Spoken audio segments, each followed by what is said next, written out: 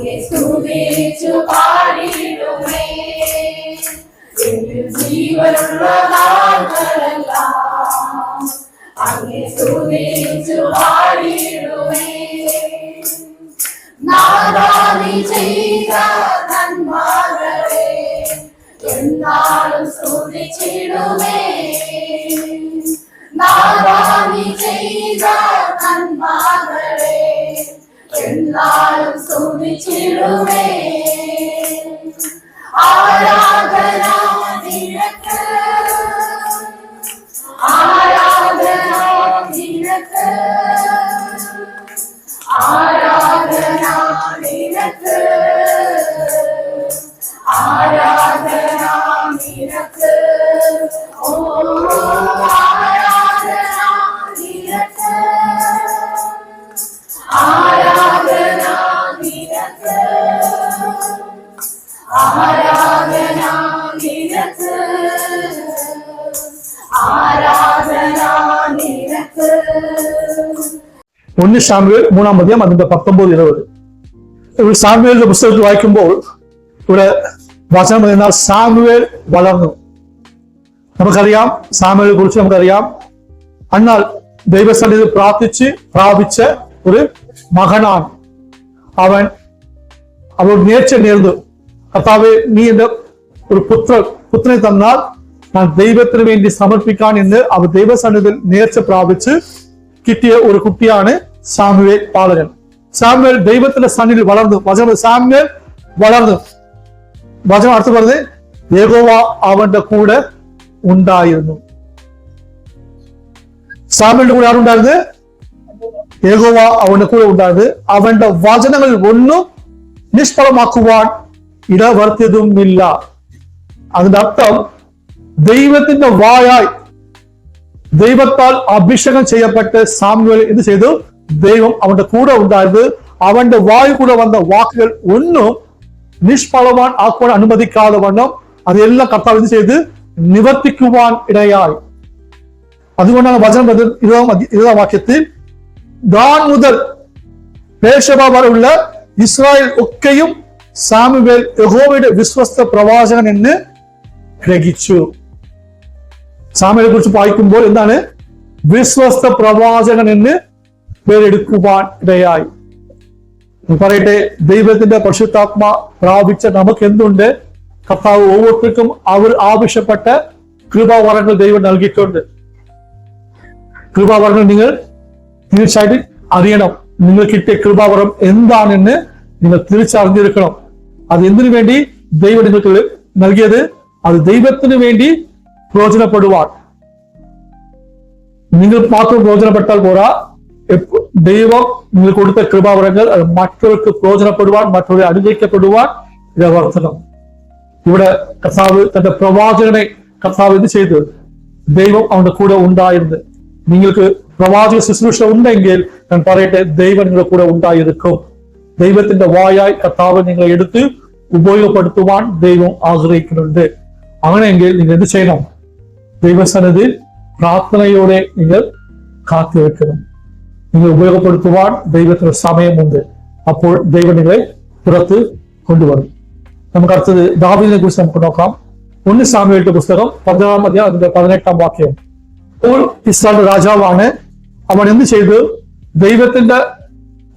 ദൈവം ഏൽപ്പിച്ച ആ മിഷൻ അവൻ എന്ത് ചെയ്ത് പൂർത്തീകരിച്ചില്ല. അതുകൊണ്ട് ദൈവത്തിന്റെ ആത്മ ശൗലെ വിട്ട് മാറി. ഒരു ദുരാത്മ അവന്റെ മേൽ വന്നു. ഈ ദുരാത്മ വരുമ്പോൾ അന്നത്തെ കാലത്ത് എന്ത് ചെയ്യണം? ആരെങ്കിലും ഈ കിന്നരം വായിക്കുന്ന അല്ലെങ്കിൽ വ്യക്തികൾ ഉണ്ടെങ്കിൽ കൊണ്ടുവന്ന് വായിക്കുമ്പോൾ ആ ദുരാത്മ മാറിപ്പോകുമെന്ന് ഒരു കാലഘട്ടം ഉണ്ടായിരുന്നു. അങ്ങനെയാണ് സൗൾ എന്ത് ചെയ്ത് തന്റെ ജോലിക്കാരുടെ അടുക്കൽ ചോദിച്ച്, ആരെങ്കിലും കിന്നരം വായിക്കുന്ന വ്യക്തിയെ നിങ്ങൾക്ക് അറിയാമോ എന്ന് ചോദിച്ചപ്പോൾ ഒരു ബാല്യക്കാരിൽ ഒരുത്തൻ പറഞ്ഞ കാര്യമാണ്. വായിച്ചോ?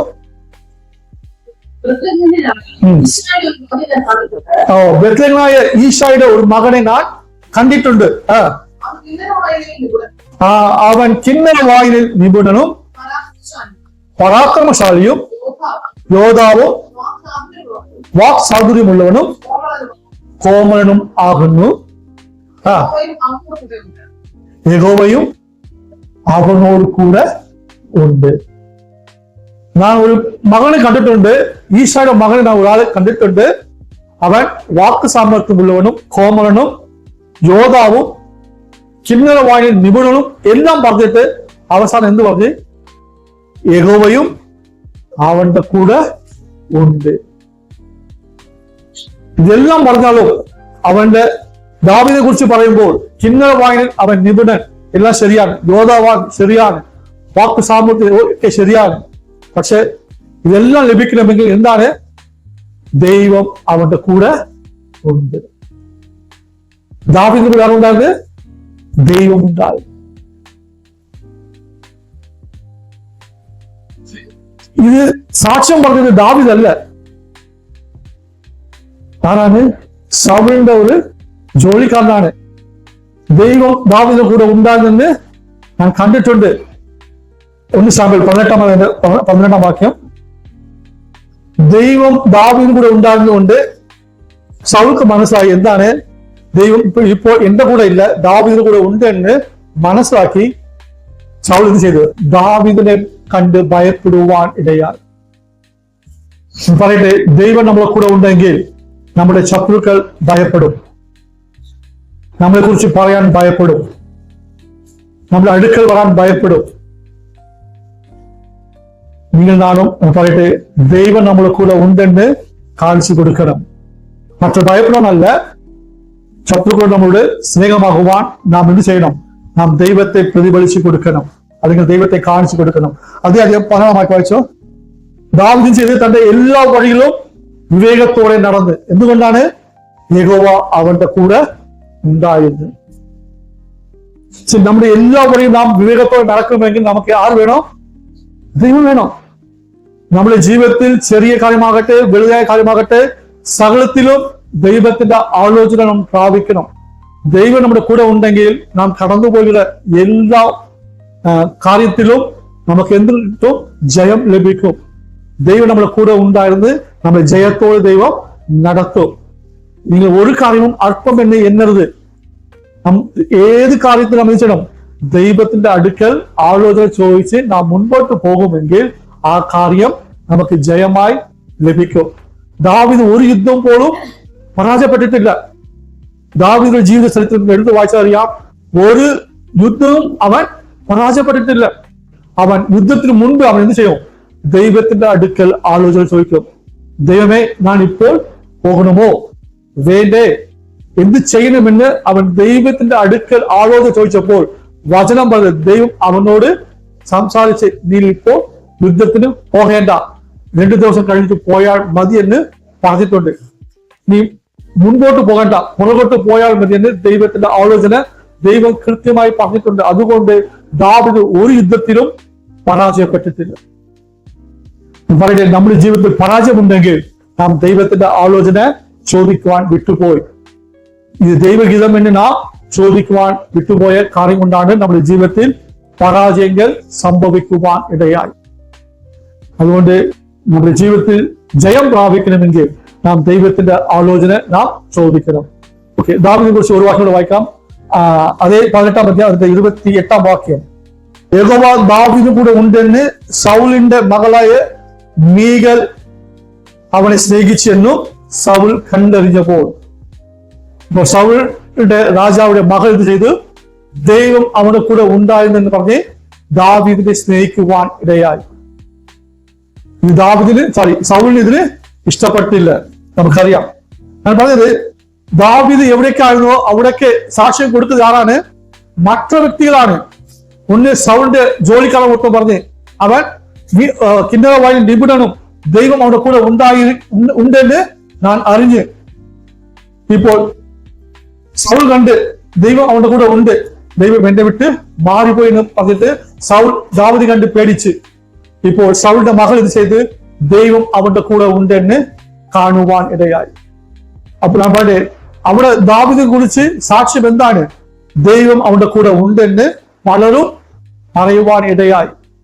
പറയട്ടെ, നിങ്ങൾ ആയിരിക്കുന്ന ഭവനങ്ങളാകട്ടെ, ജോലി സ്ഥലങ്ങളാകട്ടെ, നിങ്ങൾ കടന്നു പോകുന്ന ഏത് സ്ഥലമാവട്ടെ, നിങ്ങളെ കുറിച്ചും എന്നെ കുറിച്ചും എന്ത് ചെയ്യണം? ദൈവം ഇവന്റെ കൂടെ ഉണ്ടെന്ന് പറയണം. അങ്ങനെ പറഞ്ഞില്ലെങ്കിൽ നമുക്കാണ് പരാജയം. നമ്മൾ സാക്ഷ്യം നമ്മൾ തന്നെ നശിപ്പിക്കുവാൻ ഇടയായി. അതിന്റെ അർത്ഥം ഓക്കെ. ഏറ്റവും അവസാനം ഒരു വാക്കുകൾ വായിച്ച് അവസാനിക്കാം. നമുക്കറിയാം മത്തായിയുടെ സുവിശേഷം 1-ാം അധ്യായം അതിന്റെ 22-ാം വാക്യം. കന്യക ഗർഭിണിയായി ഒരു മകനെ പ്രസവിക്കും, അവന് ദൈവം നമ്മോട് കൂടെ എന്ന അർത്ഥമുള്ള ഇമ്മാനുവേൽ എന്ന് പേര് വിളിക്കും. കർത്താവ് ഈ ഭൂമിയിൽ എന്ത് ചെയ്ത് ഇമ്മാനുവലായി ജനിച്ചു. 33 വർഷക്കാലം ദൈവം ഭൂമിയിൽ എന്ത് ചെയ്ത് ജീവിച്ചു. എന്നെ പോലെ നിങ്ങളെ പോലെ ജീവിച്ചു ഒരു മനുഷ്യനായി. എന്നാൽ കർത്താവ് ചെയ്ത് പിതാവിന്റെ ഇഷ്ടം ചെയ്ത് അനേക രോഗികളെ സൗഖ്യപ്പെടുത്തി, മരിച്ചവരെ കർത്താവ് ജീവനെ കൊണ്ടുവന്ന് ഭൂതങ്ങളെ പുറത്താക്കി നന്മകൾ ചെയ്ത് കർത്താവ് അവസാനം എന്തിനു വേണ്ടി കർത്താവ് ഈ ഭൂമിയിൽ വന്നോ അത് ചെയ്തു കഴിഞ്ഞ് സകല മാനവരാശിയുടെ പാപങ്ങളെ അവൻ കാൽവരി ക്രൂശിൽ വഹിച്ച് അടക്കം ചെയ്ത് അവൻ 3-ാം ദിവസം ഉയർത്തെഴുത്. കർത്താവ് പറഞ്ഞ് ഞാൻ പോയാൽ നിങ്ങൾക്ക് ഒരു കാര്യസ്ഥനെ കർത്താവ് അയക്കുമെന്ന്. പെന്തക്കോസ്ത് നാൾ വന്നപ്പോൾ എന്ത് ചെയ്ത് ദൈവത്തിന്റെ പരിശുദ്ധാത്മ കാത്തിരുന്നവർ മേൽ ഇറങ്ങുവാൻ ഇടയായി. യേശു കർത്താവ് മരിച്ച് 50-ാം ദിവസമായപ്പോൾ ആ പെന്തക്കോസ്ത് ദിവസത്തിൽ കാത്തിരുന്ന 120 പേരുടെ മേലിൽ ദൈവത്തിന്റെ പരിശുദ്ധാത്മ കടന്നു വരുവാൻ ഇടയായി. ഇന്ന് ഈ 2000 വർഷം കഴിഞ്ഞു, ഇന്ന് ദൈവത്തിന്റെ ആത്മാവ് ഇന്നും ഈ ഭൂമിയിൽ നമ്മിലൂടെ വ്യാപരിക്കുന്നത്. ഇന്ന് കർത്താവ് ദൈവത്തിന്റെ പരിശുദ്ധാത്മ എവിടെ പാർക്കുന്നുണ്ട്? നമ്മളുടെ ഹൃദയങ്ങളിൽ നമ്മിൽ കർത്താവ് വസിക്കുന്നുണ്ട്. എന്റെ ചോദ്യം, നാം ദൈവത്തെ പ്രതിഫലിക്കുന്നുണ്ടോ? ദൈവത്തെ കാണിച്ചു കൊടുക്കുന്നുണ്ടോ? മറ്റവർ എന്നെ കുറിച്ച് നമ്മൾ കാണുമ്പോൾ ഇവന്റെ ഉള്ളിൽ ദൈവത്തിന്റെ ആത്മാവ് ഉണ്ട് എന്ന് പറയുന്നുണ്ടോ? ദൈവത്തിന്റെ ആത്മാ നമ്മിൽ വസിക്കുന്നുണ്ട് നമുക്കറിയാം. പക്ഷേ അതിന്റെ തെളിവ് എന്താണ്? മറ്റവർ നമ്മളെ കുറിച്ച് പറയണം.